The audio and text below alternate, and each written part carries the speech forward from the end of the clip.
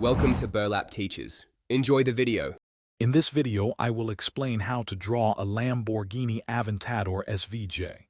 We'll begin by laying down the foundational shapes and guidelines. Think of this as building the car's skeleton. Focus on getting the overall length and width correct, then lightly sketch the main body outline. This initial step is crucial for ensuring your drawing is symmetrical and well-proportioned from the start.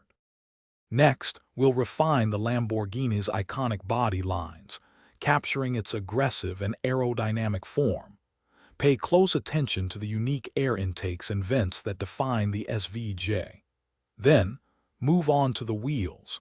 Make sure they are the correct size and position, and don't forget to add the intricate details of the brake calipers and spokes for a realistic touch. Now, let's focus on the interior and lighting elements. Carefully sketch the windshield and window shapes, paying attention to their angles. Then, add the distinctive headlights and taillights, which are key to the car's identity. Even if only subtly visible, include some interior details to enhance realism.